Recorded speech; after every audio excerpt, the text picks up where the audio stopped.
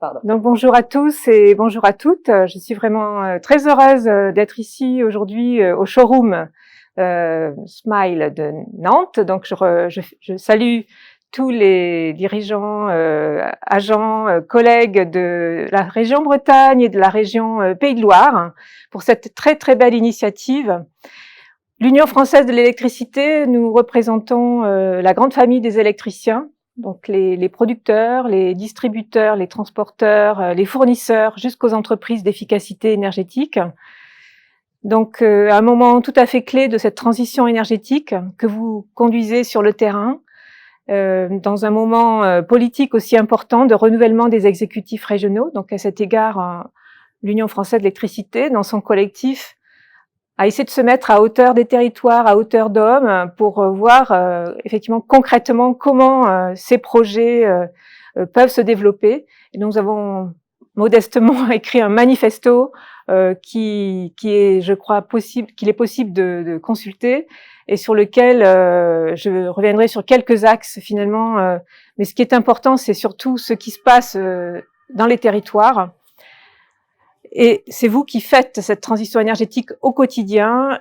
Et nous sommes là pour, avec les énergéticiens, apporteurs de solutions, nous sommes là pour accompagner les territoires, donc les régions, les EPCI, les départements, dans la mise en œuvre concrètement de leurs objectifs, de leur SRADET, de leur PCAET, de toute cette ambition qui repose beaucoup sur la concertation et l'articulation des différents niveaux de collectivité.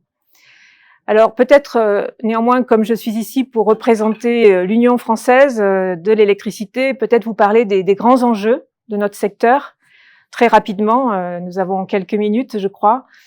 Alors évidemment, nous sommes dans l'ambition du Green Deal, en fait, du paquet énergie-climat de l'Union européenne, avec un objectif très ambitieux d'atteindre la neutralité carbone en 2050.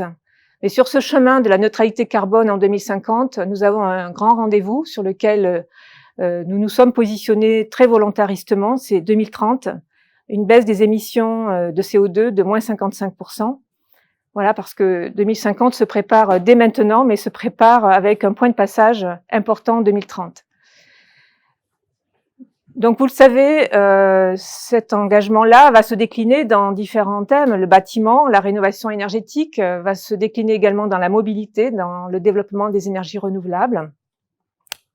Et nous avons la conviction que, justement, la déclinaison de ces objectifs passera par les territoires, et c'est cela qui est important. Et également dans les compétences, dans les emplois que cette transition énergétique va créer, qu'elle doit créer, car en effet, cette transition énergétique doit être bénéfique pour les citoyens, pour les consommateurs. Et ça, c'est un élément clé d'acceptation de cette transformation. Alors, l'Union française de l'électricité, si je reviens plus sur nos enjeux nationaux, ils sont de 3 ordres. Donc, le premier ordre, c'est effectivement d'être garant d'une sécurité d'approvisionnement, d'une électricité compétitive et décarbonée.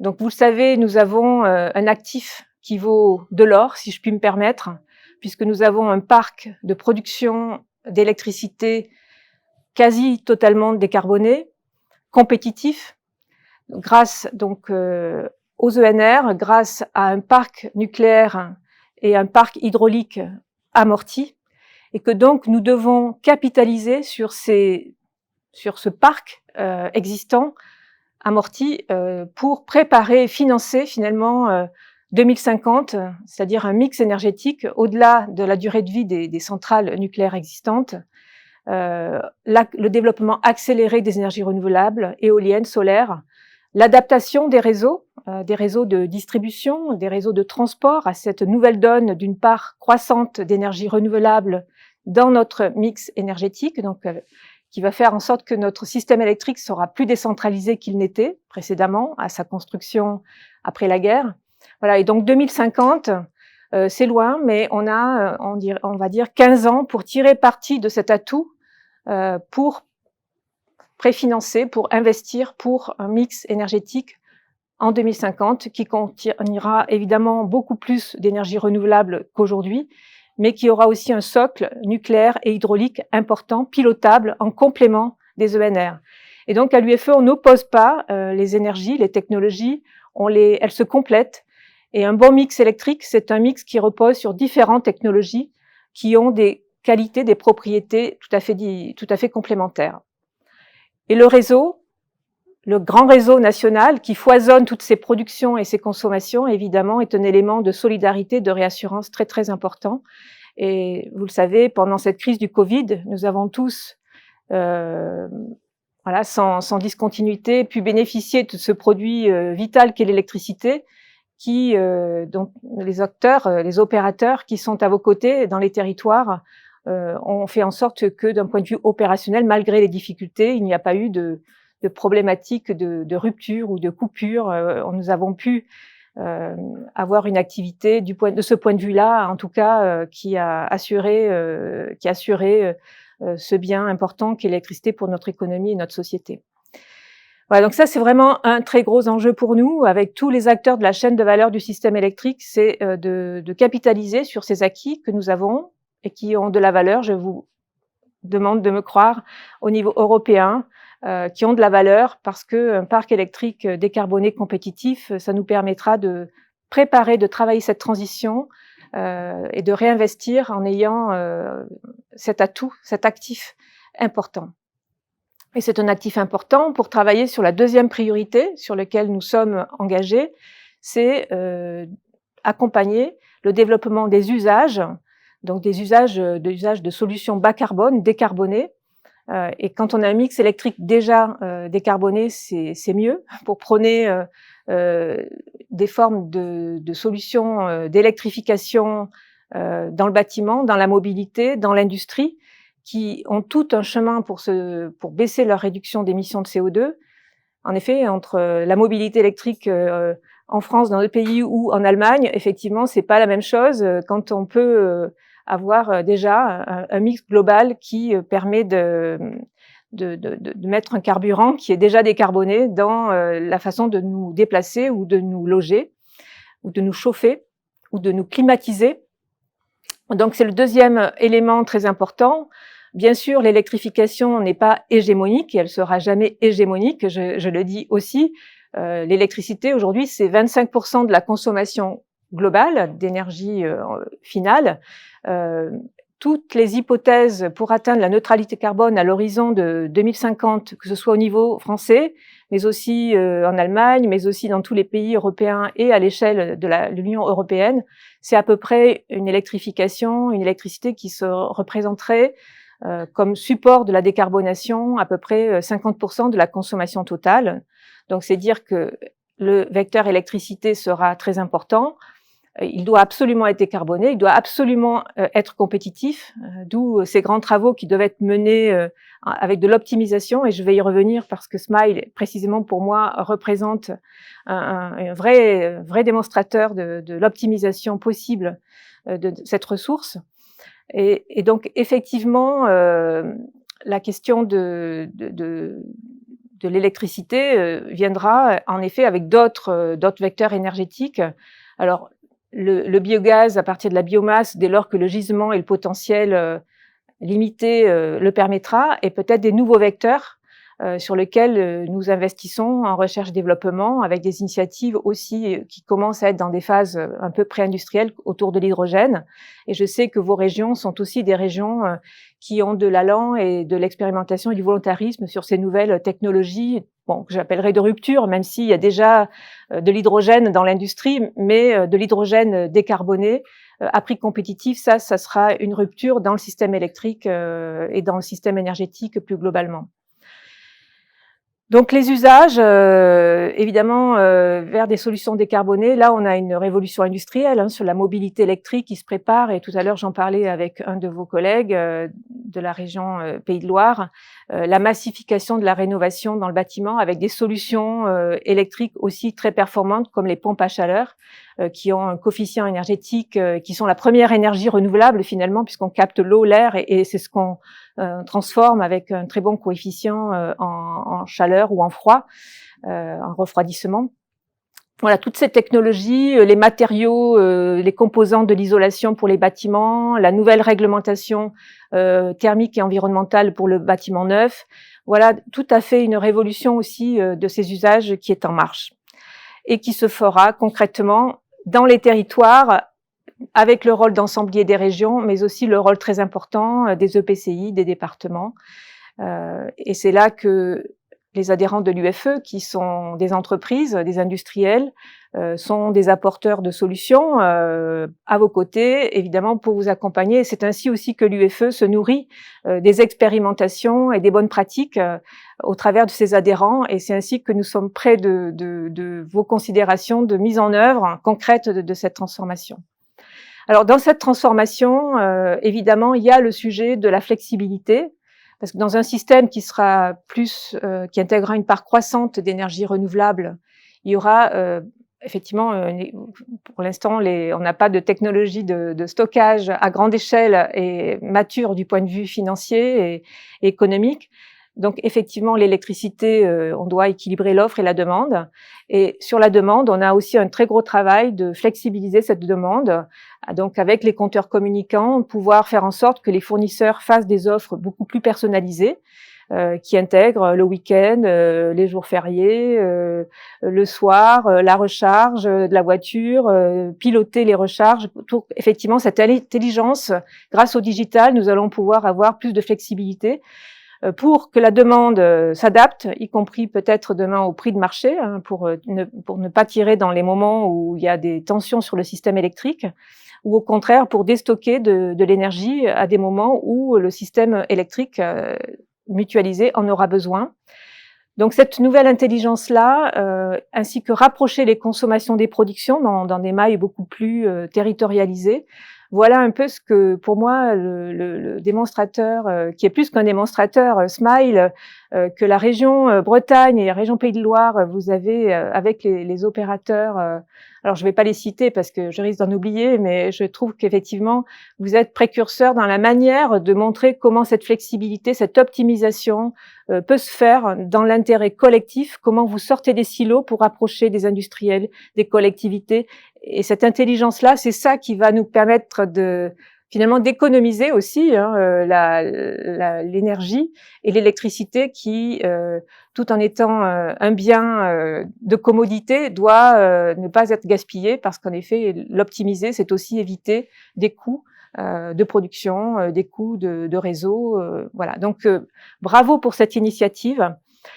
Elle est précurseur et on va beaucoup capitaliser sur les retours d'expérience de ce démonstrateur, de cette initiative. Je ne sais pas tout à fait comment il faut l'appeler, mais elle est un peu plus qu'au stade démonstrateur, je pense. Mais voilà, en tout cas, c'est un bel exemple que nous aurons à déployer dans d'autres territoires de notre pays. Voilà, j'arrive au troisième enjeu, qui est le dernier sur lequel je voudrais avoir un échange avec vous. C'est sur l'enjeu des compétences, des emplois.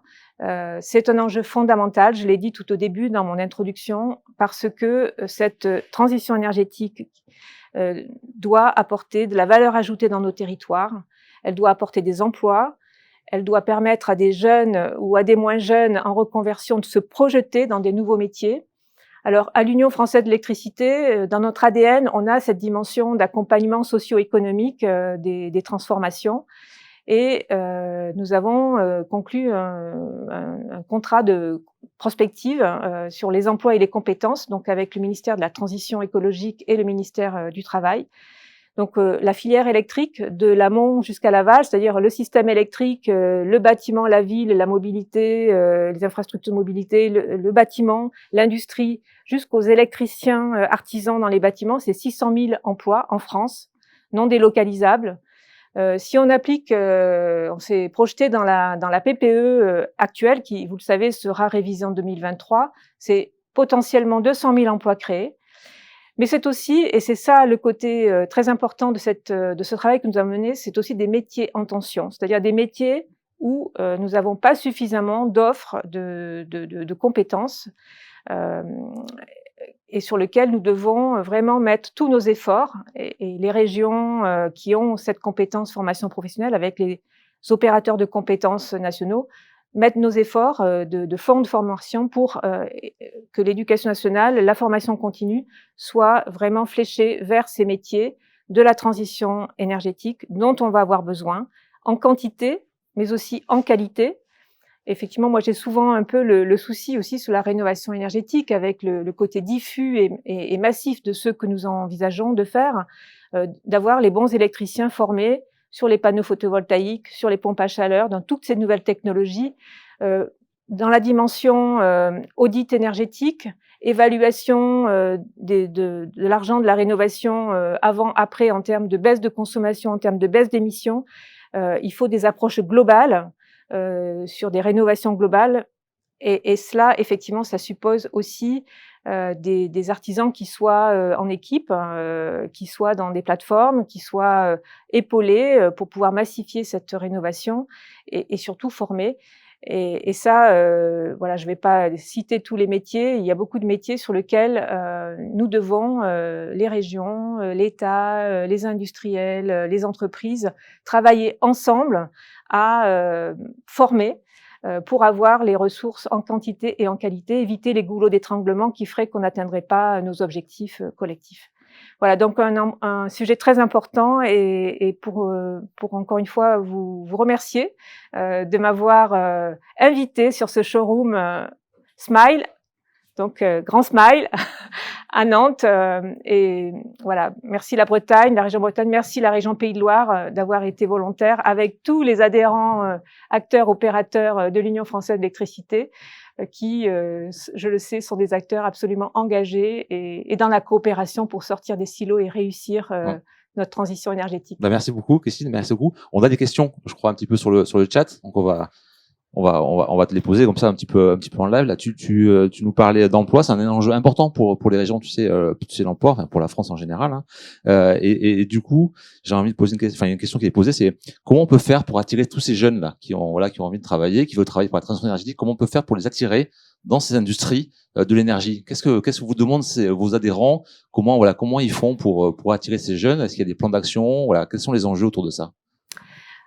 Alors, nos adhérents donc sont des grands recruteurs. Hein. Je pense que dans un monde dans une France qui a encore un taux de chômage structurel assez important, les entreprises grandes ou petites, hein, parce qu'à l'Union française d'électricité, on a des grands groupes comme EDF, Engie, Total Direct Energy, Enedis, RTE, donc des grandes entreprises qui recrutent, mais on a aussi des entreprises locales de distribution, 162 entreprises locales de distribution qui sont dans les territoires, que ce soit Sorégie ou que ce soit GEG à Grenoble ou Électricité Strasbourg à Strasbourg.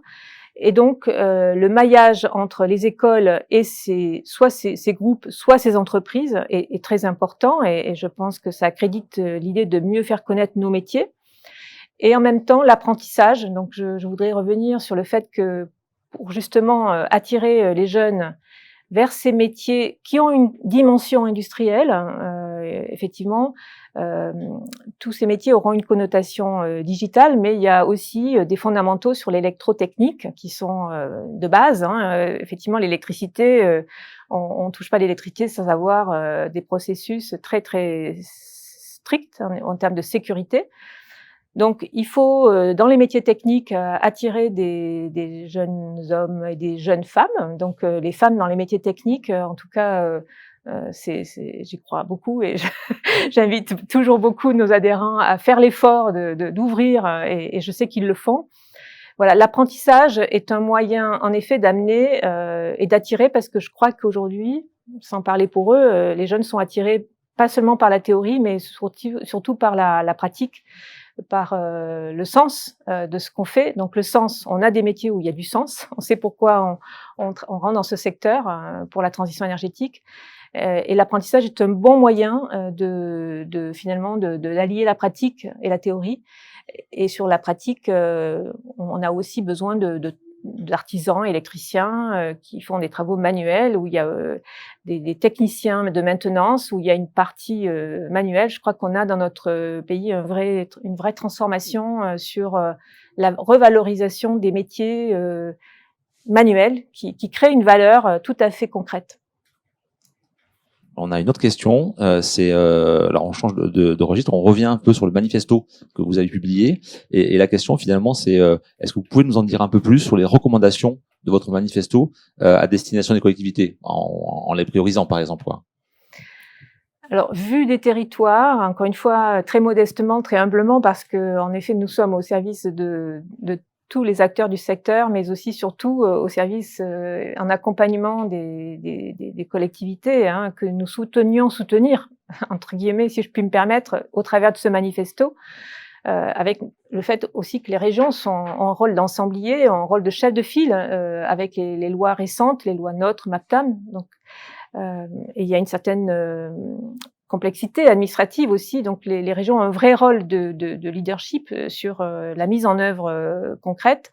Donc nous avons essayé de nous mettre à hauteur d'hommes, en fait, de citoyens. C'est quoi la transition énergétique? Eh bien évidemment, c'est les emplois, les compétences. Donc on a fait un certain nombre de recommandations sur ce volet-là, où on peut mettre à disposition la méthodologie que j'évoquais au niveau national pour les régions, pour qu'elles s'en emparent et qu'elles-mêmes elles fassent leur identification de leur métier en tension et leur équilibre de l'offre et de la demande de formation, en sortant des silos des organismes d'État ou des organismes de région ou des organismes de formation. Il y a un volet sur la mobilité électrique, mais je n'en parlerai peut-être pas plus puisque je crois qu'il y a une table ronde qui est dédiée là, et donc Mathias Lafont de l'UFE présentera aussi l'offre d'accompagnement que nous pouvons faire. Le bâtiment, donc la partie rénovation énergétique, qui me paraît aussi complètement importante, avec l'idée de développer des guichets où les ménages puissent se repérer, voire être accompagnés dans ce parcours de la rénovation qui reste quand même très complexe. Voilà. Et puis sur le développement des énergies renouvelables, donc éolien, solaire, éolien offshore. L'idée qu'en effet, il faut qu'il y ait une évaluation du foncier, que bon, il y a des problématiques aussi autour de l'acceptabilité des projets, et donc là, la région a un rôle très important pour que finalement les projets soient travaillés avec les citoyens dans les communes le plus en amont possible. Et ça, c'est un vrai travail sur lequel l'UFE accompagne ses adhérents, donc en interface les producteurs, acteurs des ENR, et les réseaux d'ailleurs, parce que derrière, il y a la problématique des raccordements, où il faut planifier aussi pour éviter des surcoûts, que le dernier qui se plug sur le réseau porte tous les coûts. Voilà, et donc là, effectivement, c'est la question du foncier, la question de l'acceptation, l'acceptabilité sociale, de la concertation.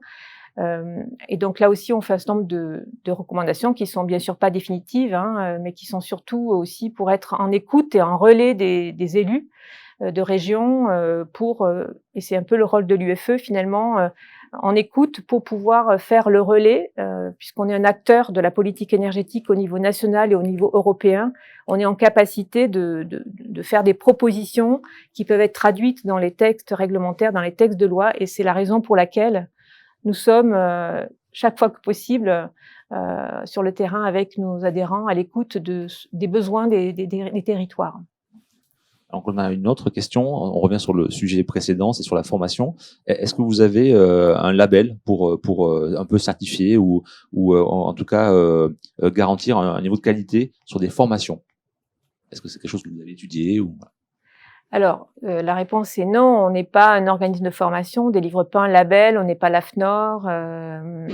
Par contre, l'UFE est une union professionnelle, mais on est aussi une branche professionnelle des industries électriques et gazières. Et à ce titre, on est un acteur de référence pour France Compétences et les nouveaux opérateurs de compétences de l'industrie, OPCO2I, et en partenariat sur l'OPCO Construction.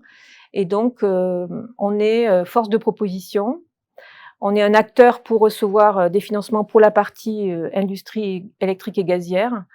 Et c'est là que si avec les régions, on arrive à avoir des retours sur des besoins, on va pas donner des labels, mais on peut essayer d'aider à flécher des moyens sur des actions pertinentes en termes de formation et de développement des compétences. D'accord, c'est intéressant ça. Ok. Alors je sais pas si vous avez encore des questions sur le chat ou dans la salle. Est-ce que vous avez des questions? Profitons-en que nous soyons revenus un petit peu en physique. Je lance une pierre, on n'est pas très nombreux non plus, donc. Moi, j'avais une question, mais je sais pas si vous aurez la réponse. C'est finalement tous les pays là en sortie de Covid lancent des plans de relance, des plans d'investissement d'avenir, dans lequel le secteur de la transition énergétique est un secteur qui est fléché en tout cas. Et du coup, quelle est votre vision vous? Est-ce que vous avez des échanges avec d'autres acteurs européens? Est-ce que vous voyez des disparités ou des avantages que pourra avoir la France au-delà des aspects bas carbone que vous avez cités dans votre propos intuitif? Est-ce qu'il y a des écarts, des choses que la France fait mieux ou est en avance et que nous pourrions valoriser dans un environnement plus international? Alors donc l'UEFE est un acteur de politique énergétique au niveau européen. Je l'ai dit, on est membre de l'association des unions professionnelles au niveau européen, donc qui s'appelle Eurelectric. À cet égard, je peux vous dire que tous les pays de l'Union européenne sont engagés dans le Green Deal, dans les objectifs de neutralité carbone, alors avec des points de départ très différents, en effet, entre la Pologne, qui compte encore beaucoup sur le charbon, qui a un très gros changement sur son mix énergétique à réaliser, l'Allemagne qui a fait un choix renouvelable, gaz, hydrogène, et la France, qui, je l'ai dit, a un avantage compétitif aujourd'hui pour les 15 prochaines années d'un parc de production d'ores et déjà décarboné avec le nucléaire et l'hydraulique. Eh bien, tous ces pays sont engagés et je dirais même la Suède, l'Autriche, enfin bon, je ne vais pas les citer tous, mais avec des différences, tous sont engagés dans la transition énergétique. L'électrification sera un vecteur de décarbonation dans tous ces pays. Ceci est reconnu au niveau européen. Et encore une fois, c'est pas hégémonique, je l'ai dit, mais c'est une responsabilité qui nous échoit en tant qu'opérateur électricien. Mais effectivement, pour aller vers ces usages décarbonés par l'électricité, il faut avoir une vision non pas dogmatique, mais j'ai envie de dire ouverte à toutes les technologies, une forme de neutralité technologique en tenant compte de la situation des différents pays pour réduire les émissions de CO2.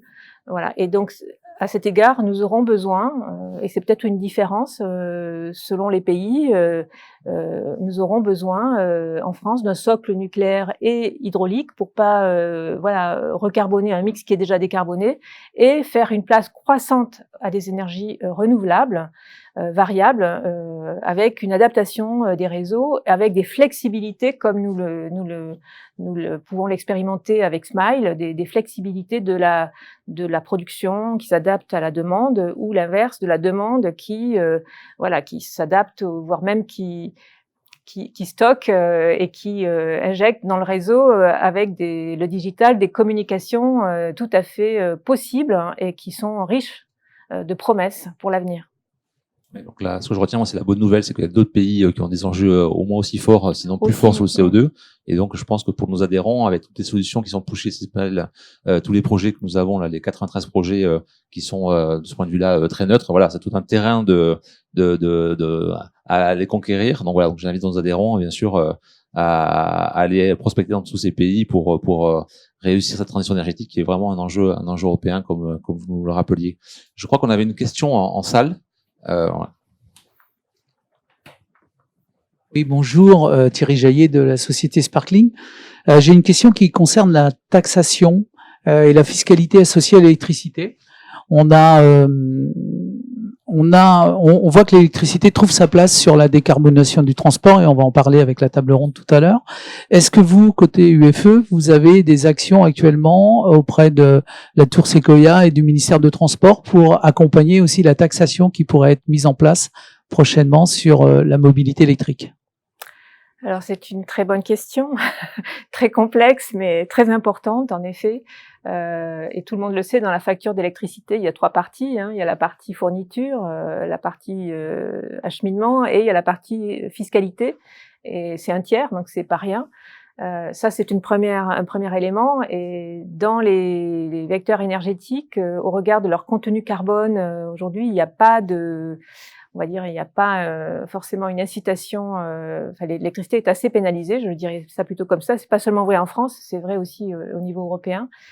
Ça, c'est un premier élément. Le deuxième élément, c'est la question que vous posez, vise à le prix du CO2 et finalement à valoriser les émissions de CO2 pour les limiter, hein, dans l'idée que tout ce qui n'a pas de valeur, eh bien, n'est pas un sujet, alors que si on veut effectivement encourager à la réduction des émissions de CO2, il faut donner un prix au CO2.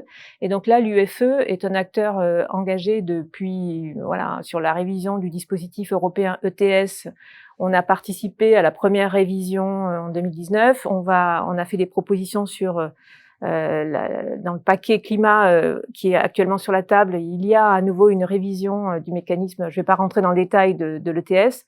On prône un prix plancher du CO2 au niveau européen, aussi parce qu'il y a des questions de compétitivité, notamment pour les industriels, entre les prix du CO2 au niveau européen. Donc c'est une bonne maille pour réfléchir à cette question. La question du prix de CO2 dans le bâtiment, dans le transport, est aussi un sujet actuellement dans le paquet climat, de savoir si ça doit rentrer dans l'ETS ou dans un système parallèle. Voilà. Et puis il y a le troisième élément qui est le fait de mettre un prix du CO2 dans les importations en Europe. Puisque vous savez qu'on peut raisonner en contenu national du CO2 et on peut être vertueux. C'est le cas de la France sur certains égards, avec un mix décarboné. Et puis, néanmoins, si on importe des pays qui ont un mix plus carboné des produits, l'empreinte carbone, finalement, à la fin, ne s'est pas améliorée, voire même peut se dégrader.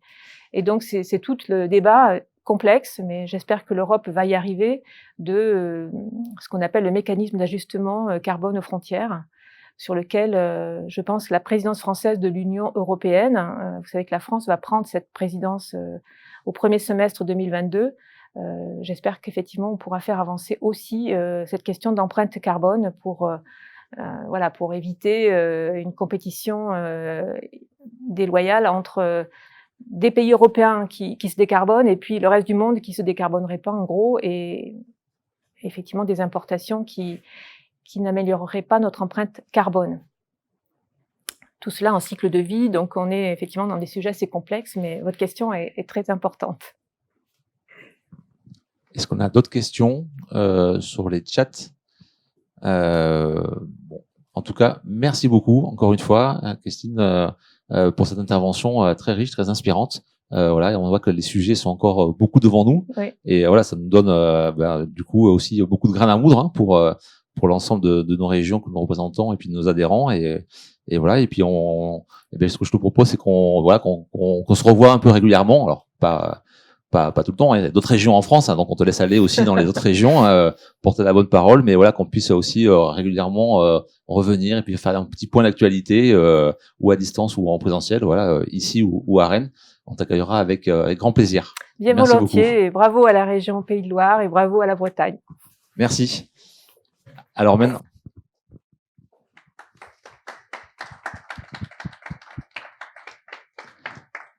on va accueillir les intervenants pour notre table ronde. Du coup, je vais me décaler un petit peu pour faire de la place.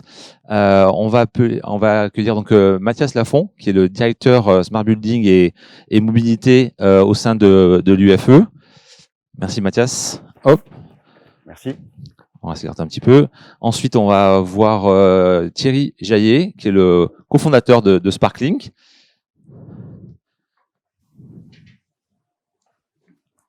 Ensuite, on va avoir Boris Couillou, qui est aussi le cofondateur de Tutti Frutti. Merci Boris.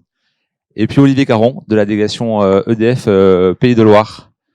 Voilà, merci d'avoir répondu à notre invitation sur la thématique de la mobilité. Vous pouvez vous asseoir, hein, pas obligé de rester debout. J'ai envie de commencer par Mathias. On va rester dans la continuité un petit peu de la nationale, de l'UFE.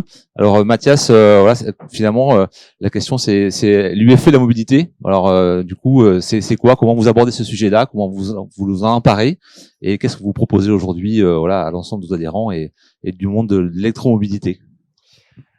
Merci Emmanuel, merci pour l'invitation, merci à Smile. Le sujet de la mobilité, on a commencé à l'aborder notamment aux alentours de 2015 à l'UFE, autour de la COP 21 et puis en abord de la loi d'orientation des mobilités où effectivement c'est un sujet qui est fortement monté. On peut passer à la slide suivante peut-être. Alors, je vais pas représenter l'UFE, Christine l'a fait, mais sur les sujets mobilité, comme sur beaucoup de sujets, notamment autour des usages, bâtiments, tu l'évoquais tout à l'heure, on travaille, on essaie de sortir des silos et on essaye justement de pas rester uniquement entre acteurs du secteur électrique, mais plutôt de travailler avec, par exemple, la filière automobile ou l'association, la FIPEC qui est maintenant France Hydrogène autour de l'hydrogène, et aussi plus récemment avec des associations de consommateurs et d'utilisateurs de véhicules électriques. Par exemple, la Fédération Fauve, en fait, qui est une confédération d'associations d'utilisateurs. Et on travaille aussi, ça a été évoqué tout à l'heure, avec des initiatives autour de la data, autour de la mobilité connectée avec France Mobilité. On est présent en France et en Europe puisqu'on a un bureau à Bruxelles. Alors du coup pour aujourd'hui, on localiser ta présentation. Voilà, on a localisé la présentation parce que du coup ça permettra de concrétiser et de présenter un peu ce qu'on fait. Un petit rappel de contexte, hein, on est dans une dynamique autour de la décarbonation globale de l'économie française, et pour le secteur de l'automobile, on a en fait des standards au niveau européen qui sont vraiment la règle qui vont amener la décarbonation du secteur, grâce en fait à donc des seuils d'émissions de CO2 que les constructeurs auto doivent respecter pour les ventes de leurs véhicules. Donc 95 grammes en 2020, et depuis 2020, c'est un seuil qui est contraignant avec des sanctions financières potentielles derrière, et un objectif qui est donc à 2030 d'arriver à peu près à 59 grammes, donc de baisser un peu plus de 37% les émissions de CO2 des véhicules vendus. Ça, c'est pré-Green Deal, hein, puisque tu l'as évoqué aussi tout à l'heure avec les plans de relance. Au niveau européen, il y a une volonté d'accélérer la trajectoire de décarbonation avant 2030. Donc, ce texte sera réouvert très certainement cette année et amènera à des seuils un peu plus bas. Ah oui, du coup, ça marchait en PowerPoint, l'animation, ça marche moins bien là. Mais alors, en fait, on a l'outil qu'on propose. On a développé un outil cartographique à l'UFE qu'on a nommé What the Cart. En fait, on a deux volets. On a un volet territoire où on va regarder un ratio qui est le ratio du nombre de véhicules électriques par borne de recharge disponible dans les territoires, avec un seuil qu'on a pris, en fait, c'est pas nous qui l'avons pris, mais qui est fixé à 1 pour 10, donc une borne pour 10 véhicules électriques. C'est un seuil qui est issu d'une directive au niveau européen, alors qui est pas l'alpha et l'oméga de la mobilité électrique et des bornes de recharge, mais qui nous a permis de faire un peu de ventiler les territoires. Deuxième, on l'a vu brièvement tout à l'heure, c'est aussi une carte au niveau de l'équipement des autoroutes. C'est important, et on est à Nantes aujourd'hui, ça tombe bien puisque l'autoroute la mieux équipée, c'est la 11 entre Paris et Nantes, qui a plus de 60% des aires de service qui sont équipées en bornes de recharge de plus de 50 kW ampères. Donc voilà, donc c'est pas fait exprès, hein, mais alors je t'avais déjà fait une petite remarque, tu sais, sur la Bretagne. Hein, les autoroutes sont gratuites, du coup elles n'apparaissent pas sur ta carte. On peut revenir en arrière, comme ça. Donc, je peux expliquer. voilà, il faut vraiment que vous mettiez à jour votre carte. Effectivement, donc c'est l'autoroute. La spécificité de la Bretagne, c'est que la Bretagne n'a pas d'autoroute concédée.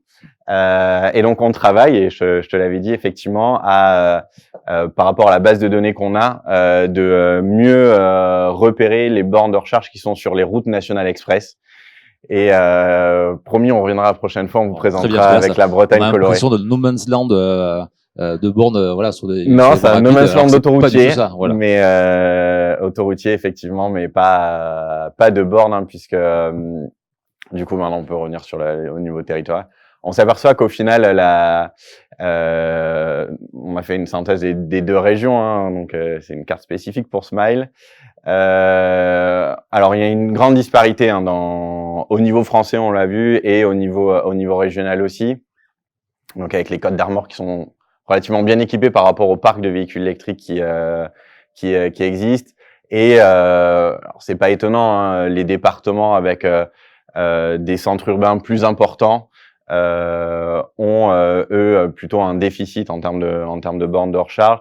Mais en moyenne, on va dire que on peut passer au niveau des chiffres et du tableau.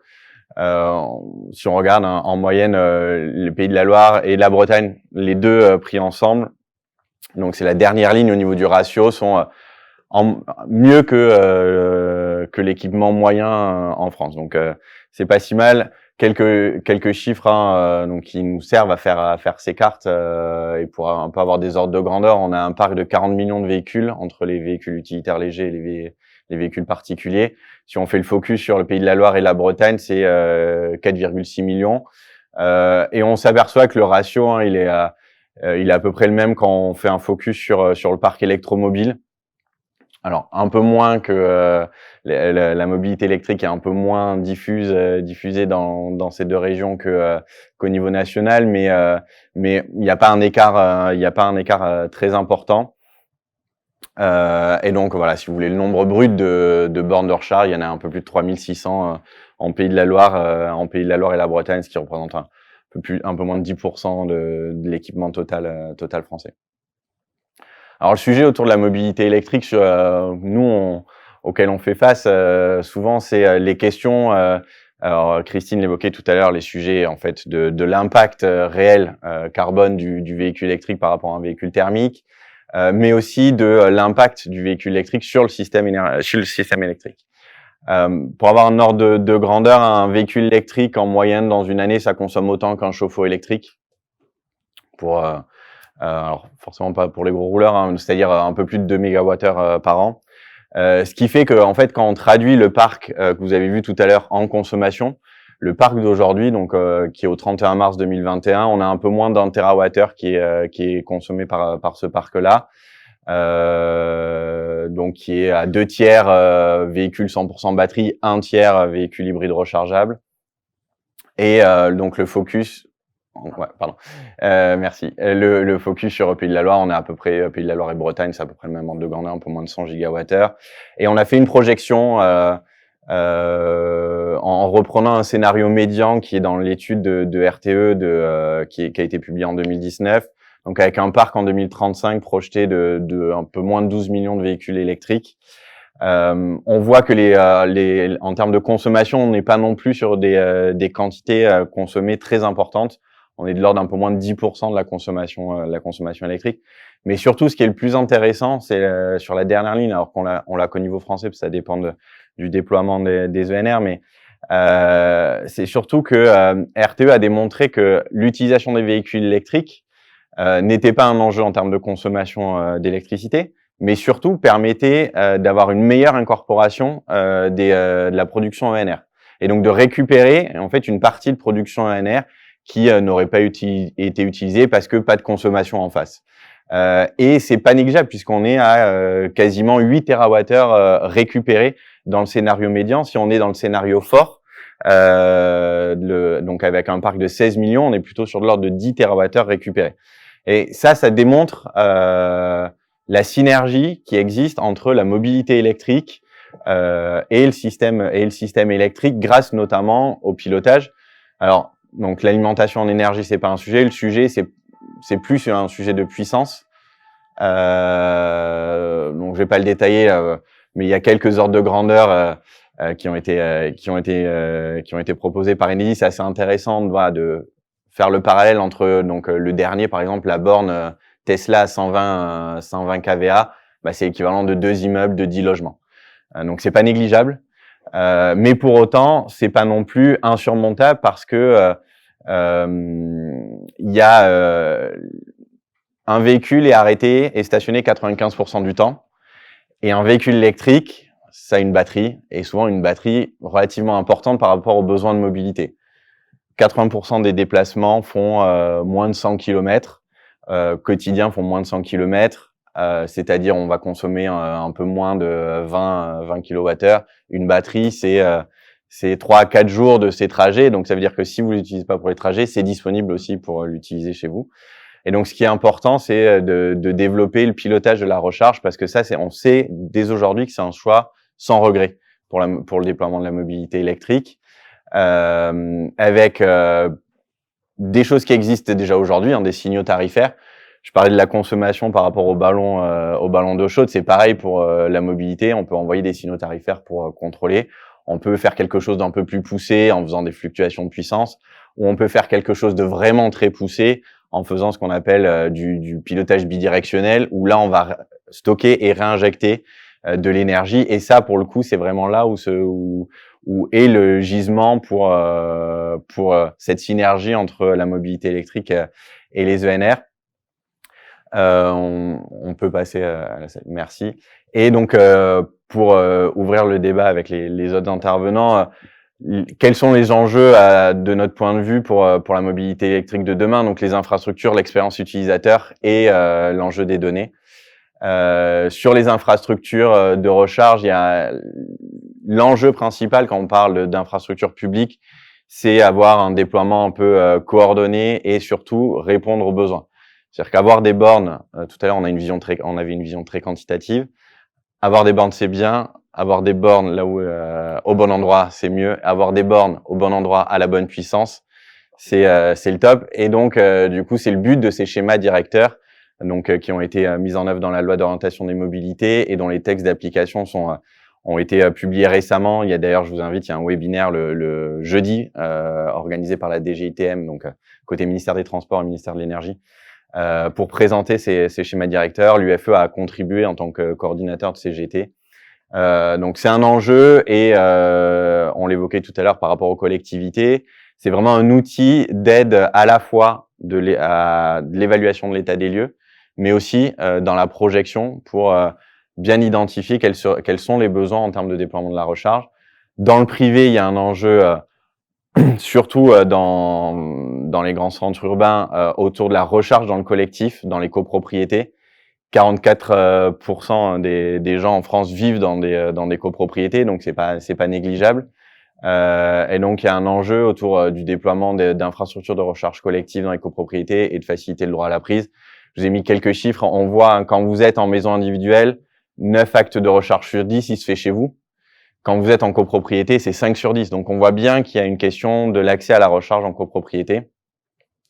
Et si on veut piloter avec le bon équipement, parce qu'aujourd'hui, on est aussi beaucoup sur des prises domestiques classiques. Et donc, il y a ce sujet aussi derrière de l'équipement. Le dernier volet, un des enjeux, ce que je disais, c'est autour de l'expérience utilisateur, c'est développer et renforcer l'itinérance, l'interopérabilité, qu'elle soit technique, ça c'est plutôt bien mis en place, mais aussi vraiment pratique sur les moyens de paiement, sur les protocoles de communication, faire en sorte que ça soit plus simple de vous recharger. Un enjeu autour de la cybersécurité. Je pense que c'est un sujet à Smile et des discussions qu'on a pu avoir qui est important parce que des véhicules électriques qui se branchent, c'est bien pour intégrer des ENR, mais c'est aussi autant de points de connexion et d'entrée sur le réseau. Donc il y a un sujet autour de la cybersécurité et il y a un sujet autour de l'accès aux données. C'est un sujet qui est relativement important, qu'on suit beaucoup, nous, côté UFE, parce qu'il y avait des dispositions dans la loi d'orientation des mobilités qui étaient prévues, qui n'ont pas été prises. Et si on veut pouvoir piloter la recharge, il y a besoin d'avoir un minimum d'informations sur l'état de charge de la batterie, le nombre de cycles de la batterie, un peu dans quel état elle est et dans quelle manière on peut l'utiliser pour charger ou décharger. Et je vous remercie pour... Super, c'était très complet. On a pas mal de questions. Ce que je vous propose, c'est qu'on garde les questions. On finit un petit peu le tour et puis après, mais on enregistre bien vos questions et on les posera à la fin. Merci beaucoup, Mathias. Donc, finalement, là, on voit qu'il y a un terrain de jeu qui est formidable et vous avez tous les trois, à votre manière, répondu et proposé des choses sur ce terrain de jeu. Je vais peut-être commencer par Olivier Caron. Comment un groupe comme EDF, voilà, c'est aussi approprié ces enjeux et comment il y répond aujourd'hui en Bretagne et en Pays de Loire. Ton micro, Olivier. Pardon. Ouais. Et en fait, oui. C'est bon là. Il n'y a pas de retour, mais les gens entendent. Entendu, voilà. d'accord. Donc on peut passer la slide. Rapidement un peu le contexte et les enjeux. On en a parlé tout à l'heure. Christine Goubimouillou a parlé tout à l'heure un peu des taxes qui pourraient arriver, des amendes qui pourraient arriver pour les constructeurs. Donc là, il y a une poussée, en tout cas vers le véhicule électrique, qui est amorcée. En 2025, au moins un emplacement sur 20 devra être équipé d'un point de charge sur les parkings existants non résidentiels. Donc ça aussi, la réglementation, on va dire, permet d'accélérer un peu cette transition vers le véhicule électrique. Plus de 200 modèles disponibles en Europe en 2021. Là aussi, il y a un choix qui devient plus important. le plan de relance gouvernemental avec des aides qui favorisent aussi l'achat de véhicules électriques. Donc, il y a beaucoup d'incitations pour aller vers ce mode de déplacement et la réduction des émissions de CO2. Alors, simplement un petit arrêt, comme on est en Pays de la Loire. Globalement, les émissions de CO2, c'est 40% sur le transport et 25% sur le bâtiment en Pays de la Loire. Et le véhicule électrique, lui, va réduire par 3 ou 4 ses émissions de CO2. Donc on voit bien que c'est un enjeu au-delà des politiques de transport qui sont mises en place par les collectivités, qui sont très importantes et qui, selon nos études, jouent pour un tiers pour réduire ces émissions. Après, il faut passer par d'autres solutions et le véhicule électrique est une de ces solutions.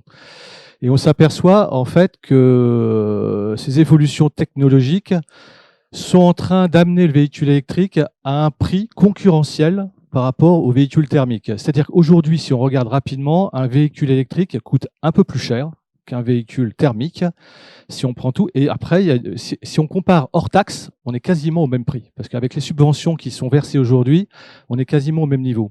Et d'ici 2030, en fait, si on regarde avec les batteries qui diminuent, le prix des batteries, le temps de charge qui va permettre d'aller plus loin, parce qu'aujourd'hui, on a quand même un service un peu moins intéressant que le thermique. On charge plus longtemps et puis on va moins loin avec. Donc, c'est vrai que ça va s'améliorer. Et donc, d'ici 2030, en fait, on sera à un niveau quasiment équivalent, voire inférieur hors taxe. Après, on ne connaît pas la stratégie de l'État, sur quoi il jouera au regard des taxes qui aujourd'hui n'existent pas sur quand je fais mon plein en énergie. Ensuite, sur la réglementation, très vite, parce que souvent, c'est pas très connu, il y a la loi LOM qui, elle, incite aussi dans tous les parkings à réserver des places pour les véhicules électriques. Et donc, une obligation, en fait, pour chacun des acteurs. Donc, pour les flottes d'entreprises, une entreprise va devoir réserver au moins 10% avoir 10% de sa flotte en véhicules à faible émission, donc électriques notamment. Pour la flotte de l'État, c'est 50%. Donc qui doit être accessible. Après, vous avez les collectivités aussi qui ont des enjeux, bon, on va pas les détailler, mais qui doivent aussi aller vers 20%. Et après, vous avez les flottes de loire courte durée qui, eux aussi, doivent agir sur leur flotte de véhicules. Donc ça va aussi inciter fortement au développement du véhicule électrique. On va passer très vite. Après, souvent, nous, ce qu'on recommande, c'est quand on attaque la transition vers une flotte de véhicules électriques, de thermique vers l'électrique, c'est pas simplement j'installe une borne, j'achète un véhicule électrique, et puis voilà, ça suffit, et puis c'est réglé. En fin de compte, il y a quand même toute une intégration à avoir et une pensée. C'est comment je pense cette transition de flotte, de ma flotte, et comment je vais gérer et l'exploiter. Donc si on peut passer au slide suivant, comme ça on gagnera un peu de temps. Globalement, sur le véhicule, les questions qu'il faut se poser, donc quels véhicules de service ou de fonction sont compatibles avec l'électrification de ma flotte, parce qu'en fonction, on a plusieurs types de véhicules, tous aujourd'hui ne sont pas disponibles sur le marché. Donc il faut d'abord regarder ça, c'est le premier regard à avoir. Après, comment faire des économies sur le budget transport. Bon bah là c'est exactement c'est combien je peux gagner en passant à l'électrique. Et mon impact environnemental. On voit que ça devient aussi un sujet pour les entreprises de dire ma politique RSE doit embarquer la politique de transport de mes salariés d'ailleurs et de mon entreprise, de ma flotte. Donc après, il faut faire des calculs. Bon, je ne vais pas rentrer dans le détail. Après, il y a les infrastructures de recharge. Les infrastructures de recharge et pilotage de la charge, ça, c'est super important. C'est-à-dire qu'en fin de compte, une fois à un moment, quand on aura plusieurs bornes, il va falloir avoir des systèmes intelligents qui équilibrent en fait la charge des différents véhicules que j'ai à charger en fonction des usages et en fonction aussi de la production d'électricité ou de la production justement des ENR ou d'autres types d'énergie. Mais il faut avoir ce pilotage intelligent et c'est là que là tout le système doit être pensé en amont par l'entreprise qui souhaite changer sa flotte. Ensuite, on a la partie financement et subventions. Bon bah là ça bouge tout le temps, donc il faut pas l'arrêter. Mais en tout cas, c'est à regarder parce qu'aujourd'hui les subventions pour les entreprises sont quand même de très bon niveau. Et après, j'ai toute la partie service et exploitation, c'est-à-dire comment je supervise ma flotte de véhicules, quels sont les outils qu'on met à ma disposition pour pouvoir optimiser ma flotte de véhicules. Voilà, donc ça, on recommande toujours d'avoir ce regard. Ensuite, on l'a dit tout à l'heure, on voit trois modes de recharge de son véhicule. On a la recharge au domicile, ça a été dit, 5 sur 10 pour les mesures individuelles ou non, en collectivité et puis beaucoup plus quand on est à son domicile. On a la recharge au travail et après, on a l'itinérance. Donc ça, c'est les trois structures. Pourquoi je parle de ça? Parce que derrière, en fait, ce qu'on a fait, c'est qu'on a, pour un peu illustrer, On a testé un service qui s'appelle Mobility Chain. Donc, on a développé en Pays de la Loire avec 6 entreprises, qu'on a testé auprès de 6 entreprises, dont Titi Floris, une collectivité, Nantes Métropole, et un syndicat d'énergie, le CIDELA. Et pendant 3 mois, en fait, on a testé avec des utilisateurs comment je peux utiliser la blockchain, Linky et mon véhicule électrique pour pouvoir savoir comment rembourser. Donc, 2 cas d'usage. Le premier, c'est j'ai mes salariés qui vont se charger avec leur véhicule professionnel à leur domicile. Comment je peux les indemniser? Comment je calcule cette indemnisation? Parce qu'aujourd'hui, on a des cartes totales dans les flottes de véhicules, ce qu'on n'a pas aujourd'hui avec l'électrique, et en plus quand c'est à caractère personnel ou professionnel. Donc ça, c'est le premier cas d'usage. Et le deuxième, c'est que j'ai une voiture personnelle et je viens dans mon entreprise et j'ai la possibilité de me charger sur des bornes. Et ça, exactement comment d'abord l'entreprise peut le valoriser dans son bilan RSE. Et après, il y avait une problématique d'avantage en nature, mais qui a été quand même réglée par la loi LOM avec un forfait. Donc, c'est moins un sujet. En tout cas, si on revient juste sur la précédente, sur le cas où je suis à mon domicile, la proposition de valeur de Mobility Chain, en tout cas, ce qu'on a cherché à tester, c'est qu'aujourd'hui, quand on est ici, souvent, je cherche ma voiture, ça envoie des informations sur une plateforme informatique, c'est géré, et puis après, il faut du traitement manuel. Avec Mobility Chain, ce qu'on a cherché à faire, c'est simplement passer par une application qui, elle, permet de faire communiquer le véhicule et mon compteur Linky. Le compteur Linky vient simplement regarder la courbe de charge du véhicule pour attester que la personne qui a déclaré une charge à son domicile est corroborée avec une montée en charge de son compteur Linky. Donc ça permet d'assurer l'information. Et après, ce qui amène la confiance, c'est la blockchain, parce que c'est une information qui est sécure et qui est non traçable et non modifiable. Donc ça apporte de la sécurité, notamment pour un employeur. Quand il veut rembourser son salarié, il est certain que l'information est juste. Et ça nous permet, en fait, dans ce cas numéro 1, de s'affranchir de toute réconciliation, parce qu'en fait, ces charges-là sont directement validées à travers la blockchain. Donc ça, c'est le premier cas d'usage. Et sur le deuxième, quand je me charge sur l'entreprise, l'idée, c'est d'avoir un système où on s'affranchit du système actuel, où on a tous des badges RFID, quand on a ou même voire plusieurs badges, parce que tout n'est pas interopérable. Notre idée, là, c'était de dire il faut qu'on ait une solution qui soit interopérable, c'est-à-dire qui ne tienne pas compte des constructeurs de la borne. Et donc, avec mon téléphone et un objet connecté dans le véhicule, ça communique et ça permet de remonter les informations dans la blockchain et d'assurer que la charge a eu lieu pour tel véhicule qui est identifié dans la blockchain et qui permet de justifier aussi, là encore, le nombre de charges réalisées et de pouvoir calculer le CO2 évité, par exemple. Ça peut être dans son bilan RSE pour une entreprise. Donc ça, c'est les 2 cas d'usage qu'on a testés en Pays de la Loire et on fera le retour aux différents utilisateurs le 29 juin, dans le cadre de Smile, globalement. Voilà, donc ça c'est le premier cas d'usage un peu opérationnel qu'on a mis en place sur les Pays de la Loire. Le second, c'est ce qu'on appelle le smart charging, ça a été évoqué, donc là c'est le pilotage intelligent. Et là, on s'appuie sur une filiale qu'on appelle Drive. Donc c'est une joint venture entre Drive, c'est une société qui est à San Diego aux États-Unis, et donc avec EDF pour déployer des solutions qu'on appelle donc V2G, Vehicle to Grid. Bon, ça permet quoi pour être très simple? C'est que le véhicule devient un maillon du système électrique, pour faire très basique. Et donc, si jamais je mets mon véhicule quand il est sur le parking et qu'il n'est pas utilisé et qu'il a de la puissance en énergie, pourquoi pas la réutiliser et la réinjecter sur le réseau. Et l'idée, c'est de dire, si jamais une personne met son véhicule à disposition pour le réseau électrique, il doit être rémunéré. Et donc, il y a un système rémunérateur qui vient accompagner ce geste en fait de mise à disposition de son véhicule pour le système électrique. Et bien entendu, tout ça permet, il y a un système intelligent parce que si j'ai besoin de mon véhicule, je dois l'anticiper ou je dois l'avoir prévu. Et donc, ça permet de piloter à l'avance. Le véhicule sera disponible et chargé quand j'en ai besoin. En revanche, quand j'en ai pas besoin, il sera utile pour le réseau électrique. Donc, si on passe à la suivante, et là, ce qu'on va vouloir tester, on fait évoluer un peu l'offre de Drive, c'est qu'on va aussi regarder comment je peux charger mon véhicule en fonction de la production d'énergie. Si jamais j'ai envie d'avoir des choses qui viennent de l'ENR, voilà, c'est une demande, je veux une offre verte, on va essayer d'optimiser et de charger les véhicules au moment où il y a de la production justement d'ENR sur le territoire. Donc ça, c'est ce qu'on va tester prochainement avec des entreprises ou des collectivités. Et globalement, ça permet de suivre le bilan de carbone de sa charge. Alors ça, pour un pays comme la France, ça a dit tout à l'heure, on a une énergie 97% décarbonée, donc c'est peut-être pas, mais après, à l'étranger, ça peut avoir tout son sens. Et pour finir, après, là également, la promesse, en fait, avec ces offres-là, c'est de réduire de 20% ses dépenses d'électricité, parce qu'on arrive à optimiser le moment sur les marchés où l'énergie est la moins chère, et donc on achète à ce moment-là. Donc il y a vraiment ce pilotage intelligent, aussi bien sur les marchés que pour le véhicule. Voilà. Donc c'est pour illustrer un peu les côtés opérationnels des différents démonstrateurs qu'on a pu tester sur le territoire des Pays de la Loire. Bravo, super, c'est très impressionnant, toutes ces innovations. Mais je pense il y a encore beaucoup de choses à faire, et notamment, je pense à vous, Thierry Jaillet, le président de Sparkling. Alors, du coup, Sparkling, c'est quoi l'histoire de Sparkling? Comment vous est venue cette idée? Alors c'est avant tout une idée de regroupement d'ADN. On évoquait tout à l'heure les verticales d'ADN que l'on porte au plus profond de nous-mêmes. Mais là, en fin de compte, on a regroupé 3 ADN.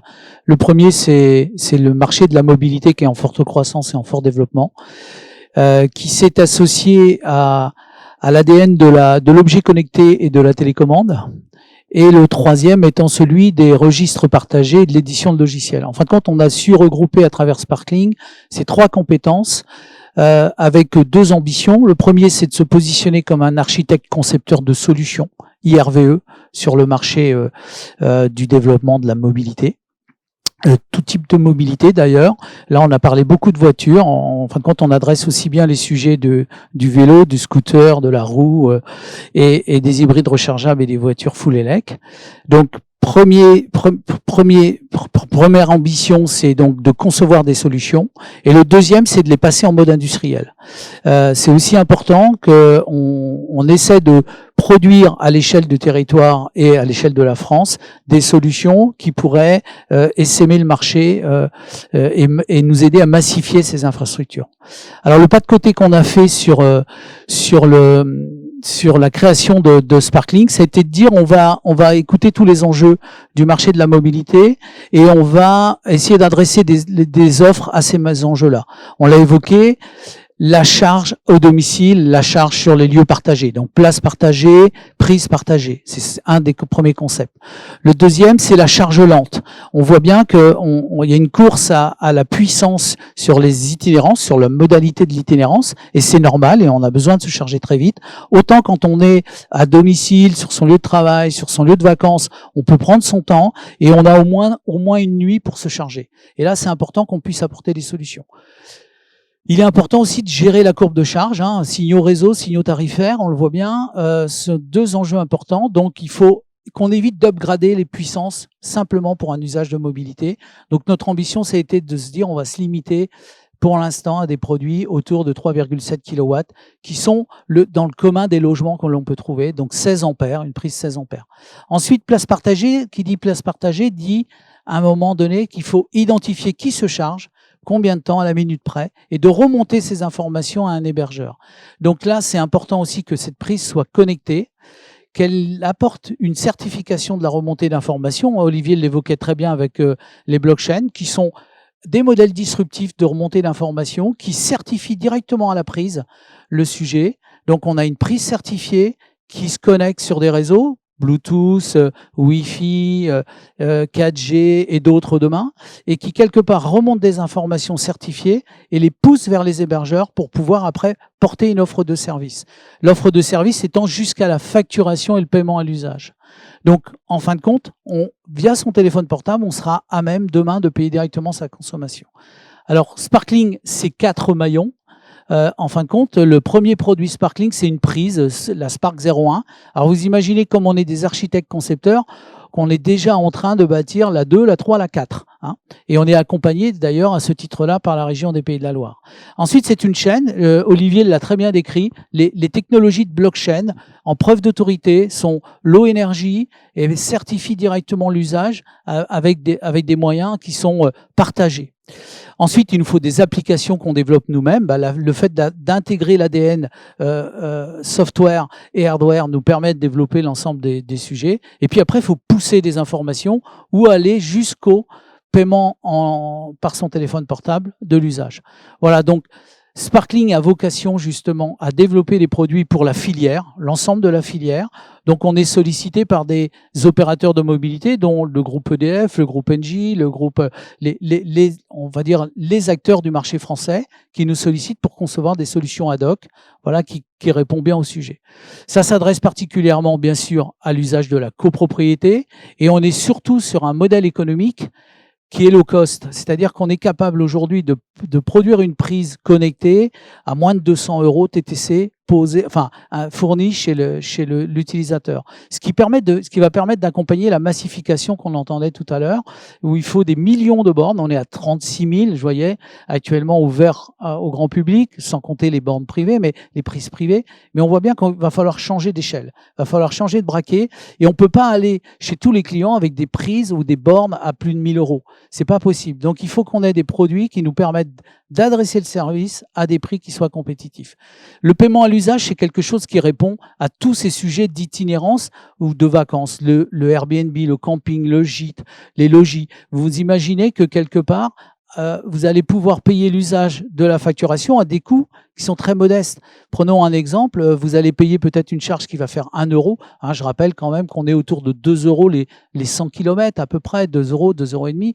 Donc il est important de se dire, on va pas avoir des coûts d'abonnement qui sont prohibitifs. Donc la technologie blockchain certifiée nous apporte justement des logiques de low cost et nous permet d'apporter un niveau de service sécurisé, RGPD, et partagé. Donc les employeurs, bien sûr, sont fortement intéressés par ce type de prise lorsqu'elles vont installer une prise au domicile de leurs salariés. Ça coûte pas 1 000 € d'installer une prise au domicile du salarié. On a l'assurance en tant qu'employeur que la prise est certifiée, qu'elle a passé toutes les tests de certification. J'ai testé, moi encore hier soir, un rouleau électrique acheté dans une grande surface, et j'ai mis le feu au rouleau électrique en voulant charger une hybride rechargeage qui se charge à 16 ampères. Donc le risque électrique est quand même là. On ne joue pas avec ces niveaux de puissance et d'intensité, on joue quand même avec, à un moment donné, un niveau de sécurité qu'il faut qu'on embarque. Et il est important qu'on ait une prise qui certifie, voilà, même si elle coûte 100 € ou 150 €, il est important qu'elle soit certifiée. Voilà, donc en quelques mots, le sujet après, c'est de trouver des offres. Alors là, on laisse faire le marché. Le marché, les opérateurs de mobilité nous sollicitent, les employeurs nous sollicitent et nous demandent de bâtir des offres qui leur permettent d'avoir quelque chose de tangible et qui soit économiquement rentable. Mais on est sur quelques centimes d'euros de la transaction avec des technologies blockchain sur un investissement qui est très modeste puisqu'on parle en centaines d'euros et non pas en milliers d'euros. Voilà ce que je pouvais dire. On est installé, donc on travaille beaucoup en mode architecture-conception. On a une grosse opération qui va démarrer à partir de mi-juillet en région Pays de la Loire, qui vise à équiper une quinzaine de sites touristiques de la région des Pays de la Loire, à la demande de l'agence de développement Solutions & Co. Donc on va installer des prises pour rendre les Pays de la Loire électriquement connectés et permettre justement d'améliorer l'attractivité touristique par les équipements qu'on mettra à disposition. Donc les cibles, c'est des restaurants, des hôtels, des campings, des gîtes, des Airbnb et même des ports qui aujourd'hui maintenant aussi proposent pour le tourisme fluvial ce type de service. Voilà ce que c'est Sparkling. Et Sparkling travaille beaucoup sur les produits d'après. Les produits d'après, je peux en dire quelques mots puisqu'ils sont maintenant sur la place publique. C'est bien sûr des produits qui vont garantir l'origine de l'électron. Donc la garantie d'origine directement intégrée dans la prise par la blockchain d'autorité que l'on a intégrée. C'est des prises qui, quelque part, vont communiquer sur des endroits un peu plus délicats. On va avoir des endroits qui vont être des zones blanches dans lesquelles le Li-Fi sera sûrement une solution d'intégration. On a bien sûr les protocoles existants des opérateurs qui est l'OCPP et l'OCPI. Donc on travaille déjà sur l'intégration des stacks dans ces produits. Et puis après, bien sûr, on ne s'interdit pas d'aller ouvrir le RJ45 pour adresser le marché de la construction neuve et le câble Ethernet. Voilà.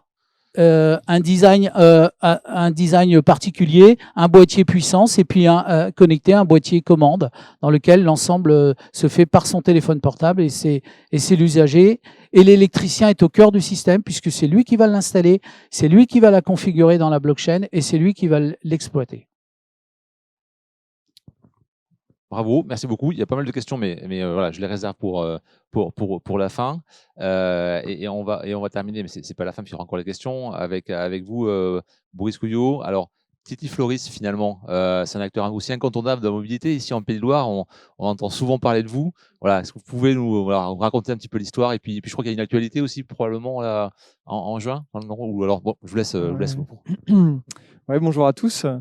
Effectivement, d'un point de vue technique, quasiment tout a été dit, hein, et j'aurais pas la prétention d'être à ce niveau-là.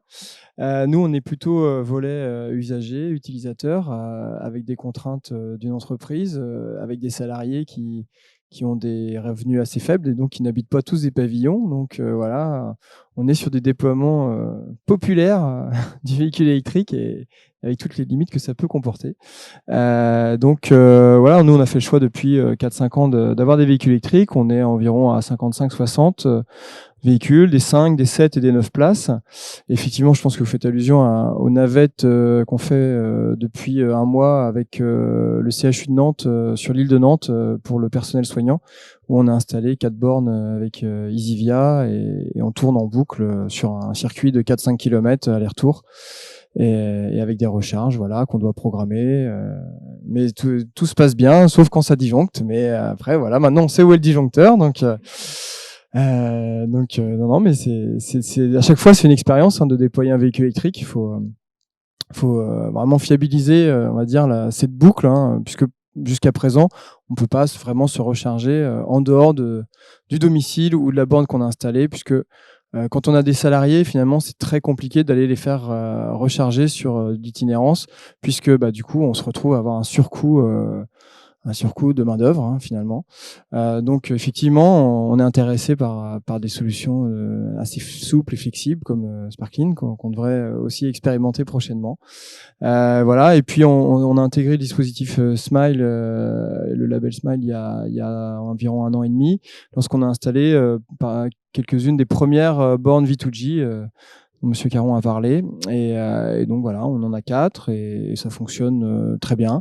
Après la partie rétribution reste encore à un niveau à bien percevoir, mais voilà, on est content de participer à ce genre d'expérimentation et parce que c'est aussi du volontarisme d'être dans les premiers à adopter ces dispositifs-là. Il y a quelques aléas qu'il faut pouvoir gérer, ça prend du temps, mais on est content d'intégrer cette filière régionale et nationale qui a un projet d'avenir, on va dire. Merci beaucoup. Je vais commencer par vous. J'avais une question. En fait, c'était finalement dans cette mobilité. Est-ce que le sujet de l'autopartage, c'est un sujet que vous avez abordé, investigué ou... Alors, en fait, nous, on est assez proche d'une structure qui s'appelle France Autopartage, avec Cities, le réseau Cities en France, qui l'expérimente sur plusieurs agglomérations. J'ai en tête le Dreux, notamment. Et en fait, on se lance sur Nantes, mais pas en électrique pour l'instant. Voilà. Donc, non, j'ai pas d'éléments autopartage électrique à vous avancer. Mais c'est un sujet que vous avez on aimerait bien, on aimerait bien. En tout cas, en fait, on va avoir une flotte autopartage complémentaire qui va se lancer à partir de septembre. On va être un concurrent de Marguerite sur Nantes. Et on aura des véhicules à 100% dédiés au autopartage par propriété de Cities Nantes. Et puis nous, on va apporter des véhicules en autopartage complémentaires avec Titi Floris, donc ils vont faire du transport de personnes et de l'autopartage. Et c'est vrai que normalement, il est prévu qu'il y en ait quelques-uns qui soient électriques. Très bien. Ok, merci beaucoup. Donc j'avais une question. Alors, on va commencer par toi, Mathias. C'est une question sur le développement du V2G. Alors plus largement, comment voyez-vous le développement de ce véhicule to grid, véhicule to home ou véhicule to building? Voilà, quels sont J'en ai un, merci. Alors, comme je disais, le pilotage, je pense, c'est une des briques qui va être incontournable dans le développement de la mobilité électrique. Et c'est bien que ça soit précisé parce que le V2G, c'est cette interaction avec le système électrique, mais au plus près, il y a déjà le véhicule to home et le véhicule to building. Et ça va être des éléments qui vont très certainement se développer beaucoup plus vite. Et je pense avec des solutions comme Sparkling, parce que ça va permettre vous avez une maison avec des panneaux photovoltaïques sur le toit, la mobilité électrique, c'est un moyen d'autoconsommer et d'optimiser votre taux d'autoconsommation grâce au véhicule to home. Et donc, c'est quelque chose, une fois de plus, hein, nous, c'est des choses qu'on regarde beaucoup, qu'on pousse aussi parce que c'est gagnant-gagnant. C'est sur le plan environnemental, avec cette intégration des ENR que j'ai répété et répété, je pense. Et sur le plan économique également, ça a été dit à plusieurs reprises. On peut quasiment diviser par 2 son plein électrique, qui est déjà lui-même divisé par 3 par rapport à un véhicule thermique, mais quasiment par 2 grâce à des solutions de pilotage de la recharge pour les placer à des moments où les tarifs sont moins importants si vous avez une offre indexée, là où c'est plus vert. Et très certainement avec le développement de Linky, il y aura aussi une multiplication des offres de fourniture d'électricité qui vont venir coller aussi aux besoins de la mobilité électrique, ou pas aux besoins mais aux spécificités de la mobilité électrique, et donc optimiser encore ce sujet du pilotage. Alors, du coup, j'avais une question plutôt en rebond à ce que tu disais. Chez EDF, là, c'est ces offres. Est-ce que c'est dans le carton, là, des offres comme ça sur qui utiliseraient toutes les potentialités de Linky? Alors, sans parler d'une tarification dynamique, hein, qui est un sujet plus en débat, mais voilà, des offres qui seraient incitatives, en tout cas pour les possesseurs de véhicules et les producteurs d'énergie renouvelable aussi. Alors, à ma connaissance, non.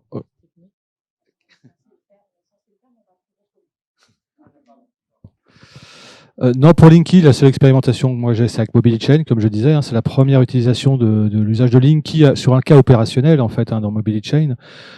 Mais on voit bien que les possibilités qu'offre Linky pour n'importe quel fournisseur d'énergie ou de solutions de mobilité est effectivement une perspective. Mais aujourd'hui, on n'a pas d'offre en lien avec Linky de manière. On fait que des démonstrateurs pour l'instant. Et puis vous avez des offres véhicules to grid quand même, avec. Oui, tout à fait. Après, voilà. On a les véhicules to grid, mais qui sont aussi expérimentales. Hein, ce que disait tout à l'heure Boris Couillot.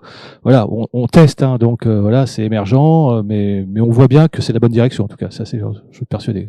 Alors du coup, chez Sparkling, à quand la Spark 2 véhicule to grid, hein, ou véhicule to home ou véhicule to building?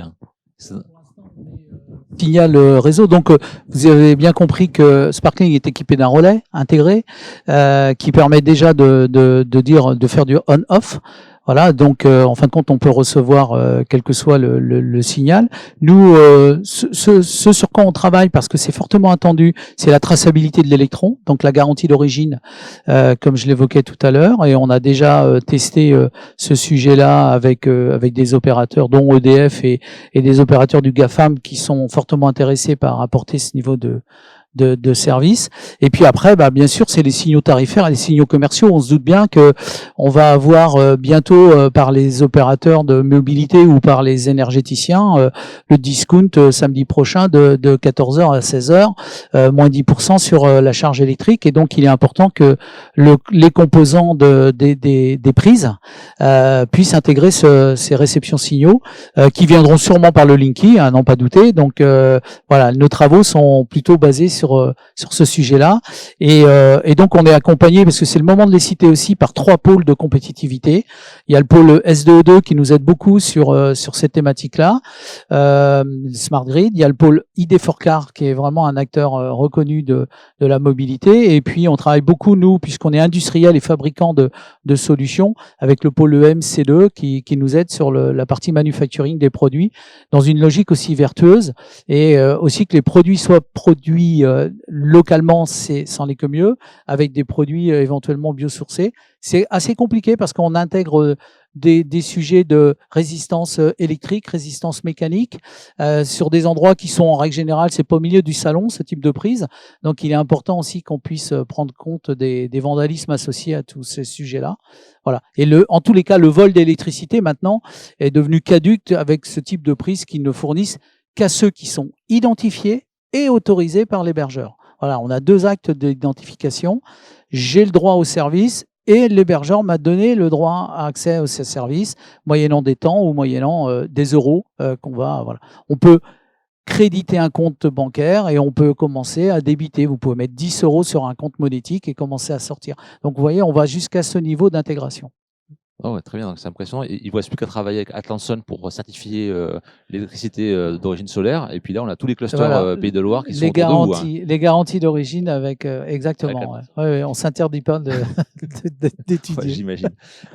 J'ai d'ailleurs une question sur les transactions financières. Alors c'est très précis. C'est pour votre expérimentation dans les campings et les gîtes.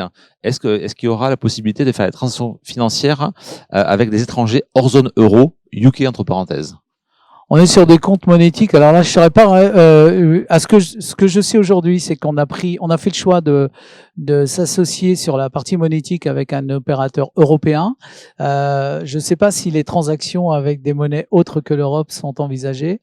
Je pense que je sais pas répondre. Mais en tous les cas, à l'échelle européenne, on a des transactions avec l'ensemble, c'est normal. Mais les Britanniques sont les bienvenus. C'est ce que j'allais vous dire. Ils peuvent payer en euros. Les Britanniques sont les bienvenus et seront traités au même titre que les possesseurs d'euros. Voilà. Exactement. À partir du moment où ils ont un véhicule électrique, ils sont les bienvenus. Une question pour vous, Boris, pour Titi Floris. Les premiers retours d'expérience, vos collaborateurs sont-ils maintenant des fervents adeptes et ambassadeurs du véhicule électrique à titre personnel et à titre professionnel? Oui, globalement oui. Notamment les usagers, c'est très silencieux, très confortable. Les salariés, la boîte automatique, très appréciée. Il y a juste un bémol, c'est l'hiver, lorsqu'il faut mettre le chauffage et qu'on nous retourne le véhicule parce qu'il manque un peu d'autonomie et que le temps de charge sur une prise classique ne permet pas d'accomplir la tournée. Donc voilà, on est encore sur des autonomies et des temps de charge qui sont un poil limite. Donc voilà, on attend toujours aussi d'avoir des renouvellements de flotte pour avoir des véhicules plus adaptés. Ce que vous disiez, Olivier, c'est que les puissances vont aussi augmenter en termes de batterie et de densité et vont permettre aussi des usages un peu plus variés. Oui, c'est ça. Ça va largement évoluer. Mais je voulais surtout revenir sur un chiffre qu'il faut retenir en Pays de la Loire. On a fait une étude avec notre R&D. Globalement, aujourd'hui, sur le domaine public, il y a 1500 points de recharge en Pays de la Loire. Hein. Et en fait, on a fait notre R&D a fait un calcul. Si 90% des véhicules en 2050 sont électriques, il faudra 100 000 points de recharge. Donc on voit que c'est ça qu'il faut accélérer, c'est ça qui va permettre justement de pouvoir développer l'usage du véhicule électrique et d'avoir moins cette appréhension de dire je pourrais pas mettre le chauffage ou la clim. Voilà, il faut développer ce réseau-là et il faut l'attaquer parce que si aujourd'hui au prix actuel, 100 000 points de recharge, c'est environ 2 milliards d'euros. Donc ça, on est sur la maille Pays de la Loire. Donc on voit bien que c'est un enjeu majeur aujourd'hui. Il faut pousser ces points de recharge pour amener les utilisateurs à ne pas avoir la crainte de perdre aujourd'hui ce qu'ils ont avec le thermique, le confort qu'ils ont avec le thermique. Et si on ne fait pas ça, on aura du mal à décoller, on aura beau faire toutes les bonnes offres. Il faut à tout prix développer ces points de recharge publics. Merci. Et si je peux compléter, il faut vraiment que les entreprises, les collectivités et les institutionnels jouent le jeu d'ouvrir leurs bornes au public. Puisque voilà, on n'est pas à l'abri le matin de partir et puis d'avoir oublié de brancher sa prise, comme mon épouse hier, et donc d'avoir un besoin au collège de se charger. Et donc voilà, on est encore sur du bricolage, il faut libérer une place. Voilà. Et nous, au Forum Titi ou au Solilab, les bornes qu'on vient d'installer et à la Fraterne sont ouvertes au public. Voilà. Et donc voilà, c'est ce qui permet effectivement d'avoir cette assurance. Donc un système plus ouvert et plus partagé finalement, c'est ça bah aussi oui, un des enjeux. On peut pas tout miser sur la puissance publique. Ouais. Il faut que toutes les parties prenantes s'inscrivent dans cette démarche. Alors, tout à l'heure vous parlez de 2 milliards. Moi, si je prends 100 000 bornes à 200 €, je suis autour de 20 millions. Donc du coup, peut-être un moyen de couper la poire en deux et en mettant un peu de sparkling aussi, d'avoir moins de besoin d'investir quoi finalement. Après, c'est le pilotage. Pilotage intelligent. Je sais pas si peut-être que Sparkling c'est une des solutions. On y croit, on y croit nous fermement, mais voilà, mais bien sûr, on est sur des coûts qui seront. Je pense que j'ai dit au coût actuel aujourd'hui d'une borne, voilà.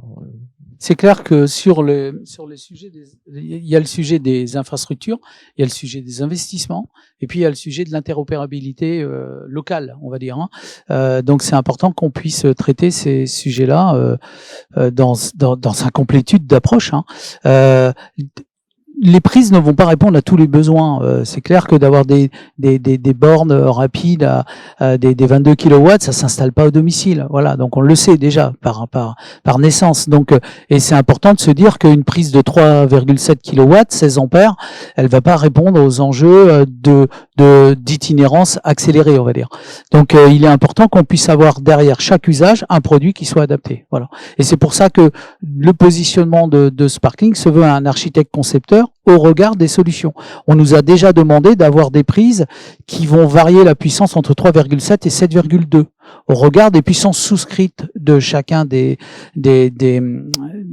usagers, on va dire, et puis que quelque part, en fonction des disponibilités réseau, qu'on puisse faire varier la puissance de charge. Voilà. Donc ça, c'est le genre de produit qu'on conçoit et qu'on installera prochainement sur des cas d'usage. Voilà. Mais à chaque usage, son produit. Pour compléter ce que dit Thierry, l'interopérabilité, pour ça qu'on essaye de développer cette technologie blockchain, qui est exactement le produit qui permet de l'interopérabilité avec de la sécurité et de la confiance. Donc, c'est pour ça qu'on y croit fortement et qu'on le teste, hein, mais bon, après, il y a peut-être d'autres solutions, mais cette interopérabilité est vraiment, effectivement, le nœud à faire sauter. Hein. Ouais.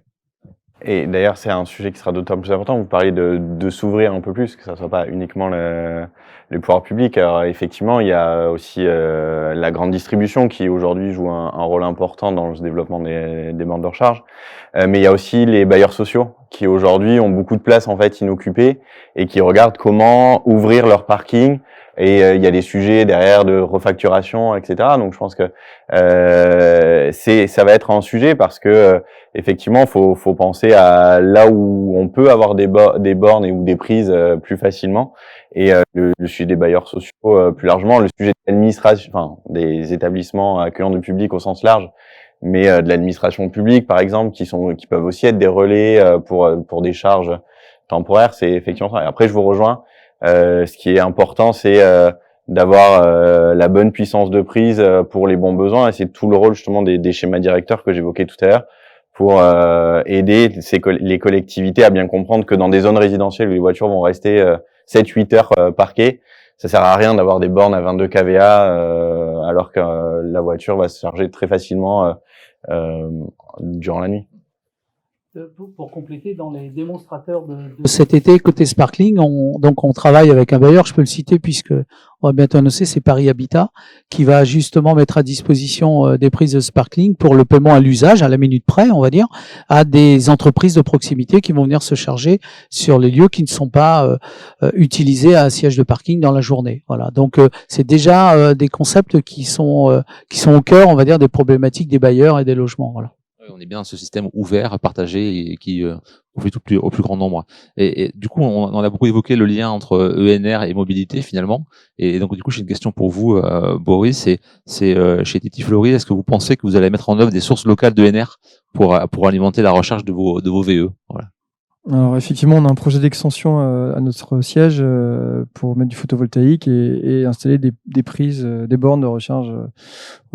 Et en fait, on en a déjà une dizaine et elles ne sont pas en autoconsommation, donc les transformer. Ouais. Et pour info, sur le projet de restaurant La Fraterne, on a fait des panneaux photovoltaïques avec Cowatt. Donc c'est une coopérative qui rassemble plusieurs associés pour financer une installation photovoltaïque. Voilà. Mais en l'occurrence, c'est revendu sur le réseau et on n'est pas en autoconsommation puisque c'est une autre société à qui on loue la toiture. Voilà. L'autoconsommation, c'est un sujet qui fera l'objet d'une prochaine table ronde aussi. Parce que c'est un sujet aussi qu'on aime bien chez Smile. Peut-être pour finir, enfin sauf si j'ai d'autres questions, j'ai une question qui est un peu globale et donc du coup je l'adresse un petit peu à vous tous, même si vous êtes des spécialistes plutôt dans le domaine de l'électricité, mais on l'a dit, enfin en tout cas ça a été dit dans le propos introductif. Aujourd'hui, c'est un mix énergétique. Finalement, et vous, alors même si vous avez ce prisme électricien, mais comment vous le voyez ce mix énergétique dans la mobilité durable? Voilà, est-ce que vous avez une idée sur la place de l'électricité et la place des autres énergies, du gaz dans cette mobilité? Alors, je ne veux pas vous mettre en porte-à-faux, mais voilà, si vous avez une vision, des idées. Début de la réponse comme ça, le plus difficile et aux autres. En fait, j'ai envie de dire, c'est pas vraiment à nous énergéticiens de voir le mix énergétique de la mobilité, et c'est pour ça qu'on travaille nous avec des constructeurs auto. Pour eux, le mix énergétique, il est quand même très fortement électrifié sur la mobilité légère. Ensuite, il y a une place pour l'hydrogène ou le biogaz sur de la mobilité plus lourde. Mais effectivement, après, il y a des questions. Enfin, si on prend l'hydrogène. Il y a des sujets, est-ce qu'on va faire de l'hydrogène par électrolyse pour de la mobilité légère, alors que une majorité de personnes n'ont pas besoin de faire des grandes distances. Voilà. Après, quand on dit ça, ça veut pas dire qu'il y aura pas de véhicules légers hydrogène, notamment pour des gros rouleurs comme des commerciaux qui, même si on développe des puissances très élevées de recharge, auront besoin d'une autonomie encore très grande. Mais les constructeurs auto, eux, parlent d'une rupture, d'une évolution technologique côté batterie, notamment avec des batteries solid state, qui amènerait en fait des capacités et des autonomies de véhicules bien plus importantes et à un horizon 2030-2035. Moi, je partage exactement les mêmes convictions. Je rajoute la couche production locale, utilisation locale, qui quelque part est un élément clé. C'est-à-dire que lorsqu'on peut valoriser une énergie qui est produite localement, on voit bien que c'est un intérêt particulier. Donc, il faut pouvoir l'intégrer, même si quelque part on a besoin de cet ajustement national qu'apporte Enedis et international RTE, puisqu'on a besoin quand même d'assurer le secours de chacun, puisqu'on n'est pas, même si on est énergie renouvelable, à un moment donné, il faut se secourir. Et puis le deuxième, c'est que chaque densité massique à transporter une énergie, un mix énergétique qui correspond. Je crois qu'il faut qu'on arrête d'affronter les mix énergétiques. Il faut plutôt les conjuguer au pluriel, en se disant que il est peut-être plus judicieux d'avoir des bacs de Loire qui poussent à l'hydrogène des denrées plutôt que des camions, 80 camions pour remplacer une péniche. Voilà, c'est le genre de sujet qui me semble beaucoup plus vertueux. Un peu de bon sens et chacun aura sa place. Voilà, en fonction de la densité massique qu'on a à transporter et puis des énergies qu'on peut trouver localement. D'autres, voilà. Non, je vais pas beaucoup compléter, mais simplement, je pense qu'il faut remonter. Faut pas perdre l'objectif, c'est le réchauffement climatique, quoi. Donc, quel que soit le mix qu'on va prendre, c'est que dès qu'on utilise une énergie qui est moins carbonée que la précédente, on fait un pas. Donc, c'est pour ça qu'il faut jeter aucune énergie, à mon avis. Par contre, on va avoir des transitions. En revanche, ce que je pense, c'est que le modèle hybride, aujourd'hui, thermique, il faut pas qu'il dure trop longtemps, parce que autrement on va faire durer pendant très très très longtemps le thermique et puis une autre énergie, plutôt l'électricité. Et là, la neutralité carbone 2050, on aura du mal à l'atteindre quand on sait que le transport c'est 40 ou 45% des émissions. Donc il faut s'y attaquer. Donc faut pas être dogmatique. Il n'y a pas que l'électricité dans la vie, mais il y a l'hydrogène effectivement. Donc voilà, tout est bonne, toute énergie est bonne si elle est moins carbonée. Voilà, c'est tout. Électrique peut-être. Ok, très bien. Est-ce qu'il y a des questions dans la salle? Parce que je n'ai pas demandé tout à l'heure. Je faisais le tour sur le web, mais pas dans la salle. Écoutez, merci beaucoup. Merci beaucoup. Je pense que c'est très riche. On a eu pas mal de questions. On avait des questions aussi sur vos présentations, savoir si on pouvait les envoyer aux gens qui s'étaient connectés. Donc voilà, je vois des oui. Donc merci beaucoup. Donc on vous mettra à disposition ces présentations. Merci de nous avoir suivis ici au showroom de Smile à Nantes et puis chez vous ou à votre bureau derrière votre écran. Comme je vous le disais, voilà, on a initié ce premier cycle de rencontres on-off. On va revenir régulièrement, 3-4 fois par an, avec encore une fois un invité de marque qui nous éclairera sur la dimension un petit peu nationale des enjeux autour de la transition énergétique et puis bien sûr, parce que ça se passe aussi dans nos régions, et ça se passe surtout dans nos régions, des acteurs locaux qui concrètement mettent en œuvre ces politiques de transition et de transformation énergétique. Encore une fois, merci à nos invités d'avoir joué le jeu dans un délai un petit peu court. Je vous promets, la prochaine fois, on sera un petit peu mieux préparé. Merci beaucoup. Merci à la régie. Merci aussi à Enedis de nous accueillir aussi dans notre showroom ici à Nantes. Et bonne journée à tous et à très bientôt.